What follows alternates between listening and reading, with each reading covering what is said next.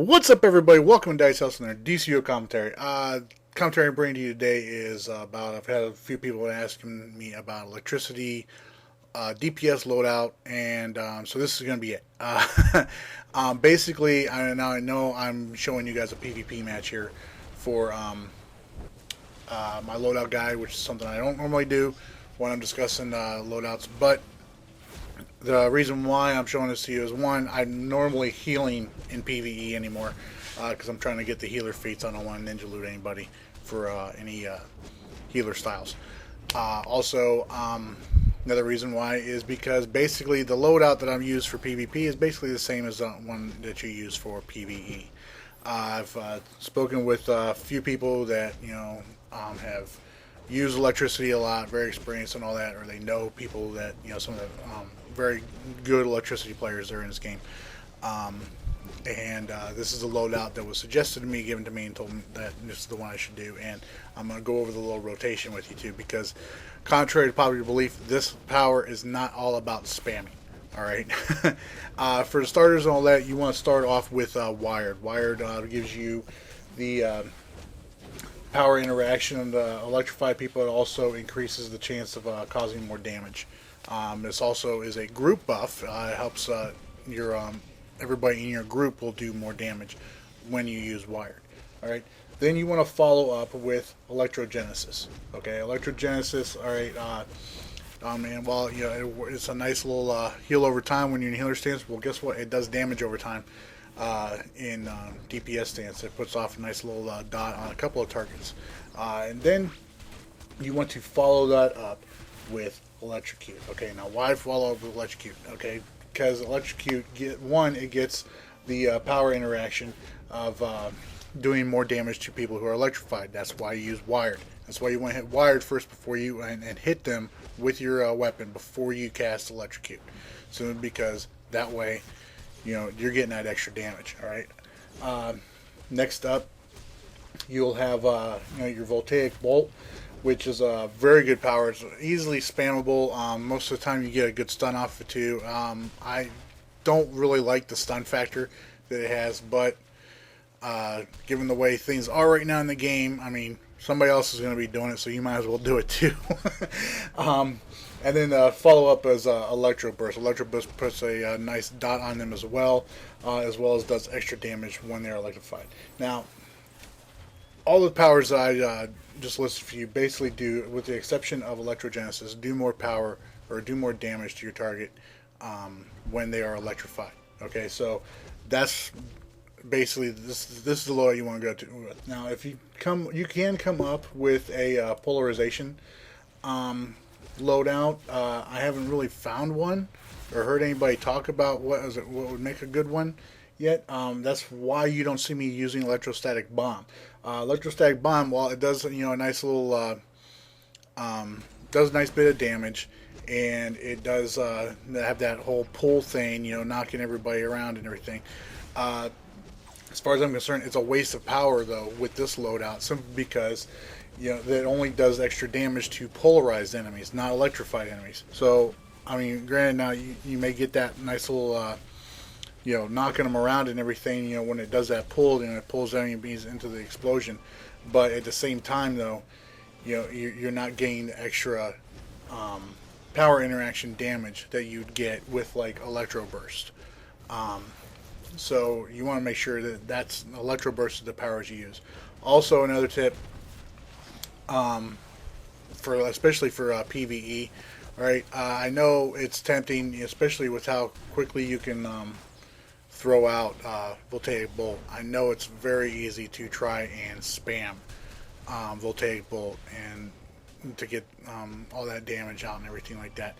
Don't do that. Don't do that. I guarantee you, the majority of people. I mean, if I'm a controller and I see somebody just doing nothing but spamming powers, not using their weapon at all, mind you, you're garbage. I'm sorry.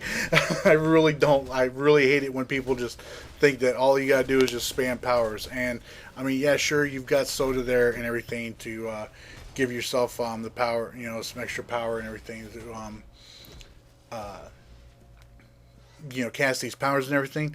But at the same time, dude, I mean, your sodas are there in case something bad goes wrong. Say, a healer gets one shot, or you're out of line of sight, and he can't get a heal. That's what your soda's there for. All right, controllers are down. Okay, then yeah, okay, I see you going to it and using it for power. All right, while you're waiting, for a controller to get picked up or get back in the line of sight of the controller, or get power over time, lapse for some reason or another. But drinking it just so you can have power. I mean, right there, yeah, I admit I drank because I was completely out of power, but at the same time, I couldn't break out because I was completely out of power. So, plus, this is PvP. It's a little bit different. We weren't in here with a controller, so that's why I did it. But, I mean, if you're like, majority of raid groups, alerts and everything in PvE, they're going to be running with at least one controller every time. So, let the controller do, part of his job by giving power out to the group. Don't waste your sodas just so you can keep spamming power out. And by not using your weapon, you're not, especially when you've got wired up, you're not really taking the full advantage of the extra damage that you can do with wired. So, not to mention the fact that, by, at least just building your hit combo up by like 7 at least. Because that's what bow flurry does. Get your combo up by like at least 7. You're helping to build your own power back up. Not to mention the fact that everybody's power does a little bit more damage when they have built their hit counter up.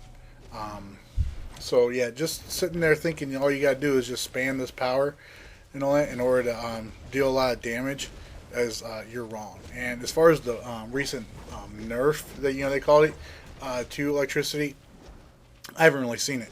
There hasn't been a match since update 18 that I've finally been able to get into past day or two that I have not still been at the top of the damage charts when it came to damage out for the arenas. I've done lots of 2v2 here.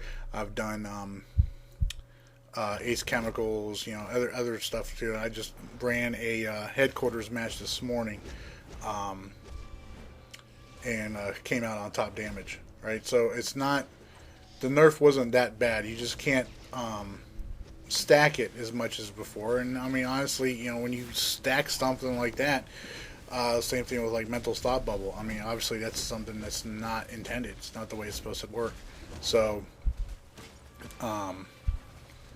Carlos had a nice little laugh here. Just Healer was spanning the rejuve constantly, remembering those days when he was a sorcery player. But yeah, and as far as supercharges is concerned, by far, Invigorate is much better supercharge to use. Now, granted, I could have probably used Invigorate here a couple of times in this match to give power back to me and Carlos, but at the same time, I was more concerned about if he got taken out, that I would need to be able to hold the node down by myself for a few seconds with both those guys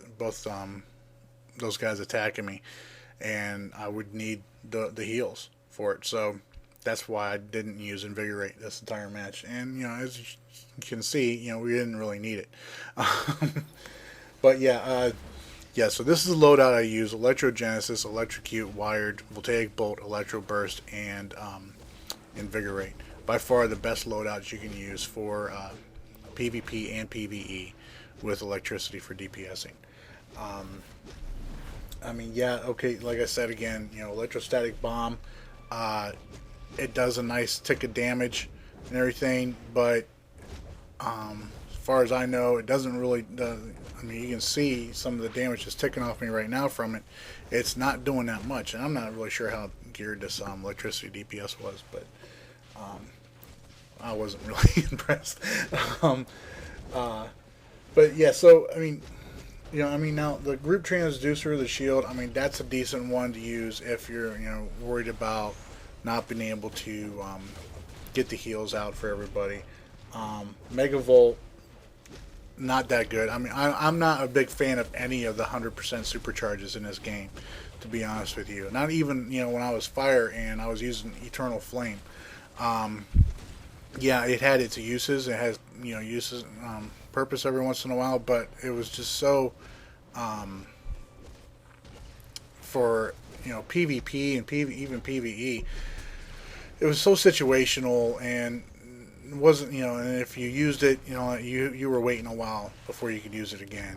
So yeah, I'm not a big fan of 100% supercharges. Invigorate, though, I mean, it gives a heal, does power back to the group and everything. By far the best supercharge for this power, in my opinion, whether you're healing or DPSing, especially if you're healing. But if you're DPSing too, is much preferred by everybody.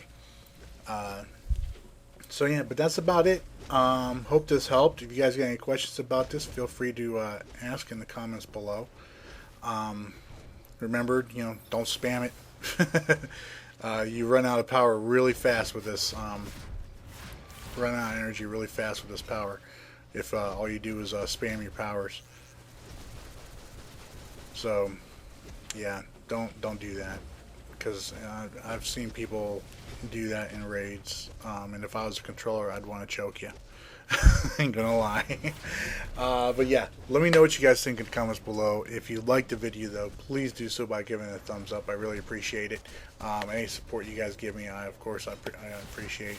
And I will continue to try and get answers to questions for you, and find out more about the update, or DLC 5 coming out here soon. Supposedly, GameStop's reporting it September 12th. Don't quote me on that, and it's not official yet from the SOE. So, like I said, I would take that with a grain of salt until we actually see it. All right, but until next time, y'all take care. Bye.